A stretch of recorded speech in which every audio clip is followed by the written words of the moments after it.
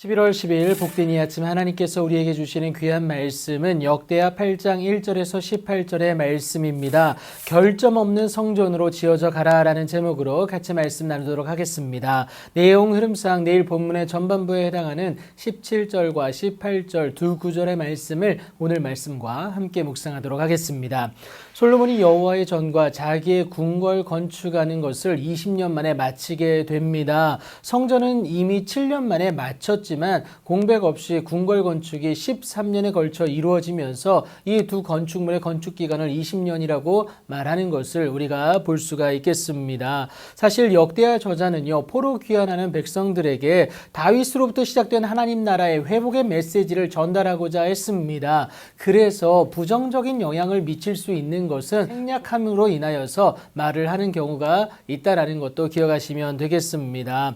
이어서 성전 건축과 함께 솔로몬의 대표적 업적이 네 가지로 언급되게 됩니다. 그 첫 번째가 성읍 건축 2절부터 6절까지 나오게 되는데요. 백성들이 거주하게 하기 위한 목적으로 그 성읍을 건축하게 됩니다. 여러분, 후람으로부터 돌려받은 그 북방 지역, 갈릴리 지역이죠. 20개 성읍을 봤는데 너무나도 황폐했습니다. 그런데 이것을 솔로몬이 건축하여서 백성들로 하여금 이주하게 하고요. 더불어서 3절과 4절을 통하여서 국고성을 건축하게 되고요. 그리고 5절과 6절을 통하여서 병거성들과 마병의 성들까지 건축하게 됩니다. 이렇게 솔로몬은 예루살렘과 레바논과 그가 다스리는 온 땅에 건축하고자 하던 모든 것들을 다 건축하게 됩니다. 이렇게 많은 것들을 건축해가고 또 세워가기 위해서 필요한 것이 무엇이겠습니까? 당연히 물질도 필요하지만 더욱더 이 물질만큼이나 필요한 것이 바로 노동력이다라는 거예요. 그런데 여러분,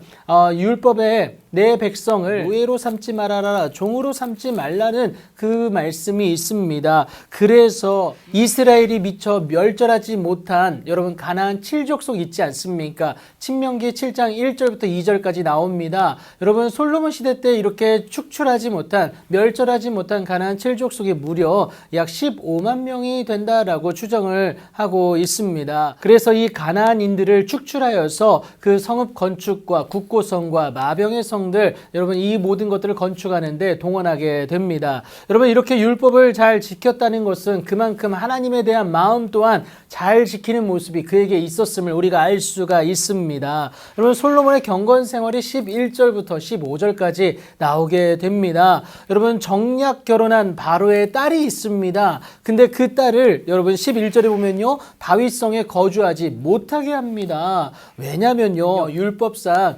이방인을 하나님의 성전 안에 들어올 수 없게 했습니다. 여러분, 그런데 어떻게 다윗성이 성전이 될 수 있느냐? 아직 성전이 지어지기 전까지는 언약궤는 다윗성 안에 있었어요. 그래서 다윗성 자체를 성전의 개념으로 바라보게 된 것이죠. 그만큼 이 규례대로 하나님에 대한 마음을 지키고 그 제사를 지켰다라는 것까지 말을 하게 됩니다. 이것이 14절 15절에 나와 있습니다. 그리고 네 번째 성과는 무엇이냐? 해상무역을 통한 여러분 경제적 업적을 이뤘다라는 것을 말하고 있습니다.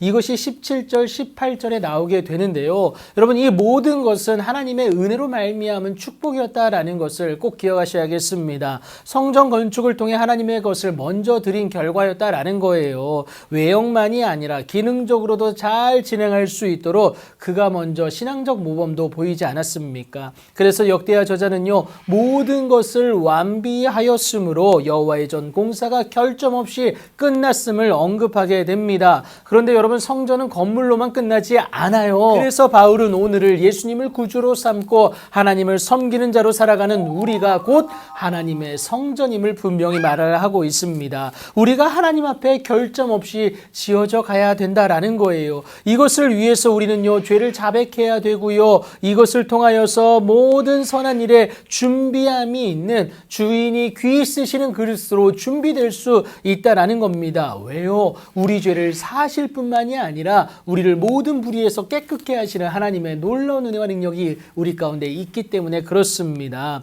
오늘도 결점 없이 주께 지어져 갈 나를 통하여 일하실, 그렇게 또 축복하시고 역사하실 하나님을 의지함으로 나아가는 여러분들의 귀하고 복된 오늘이 되길 예수님의 이름으로 축복합니다.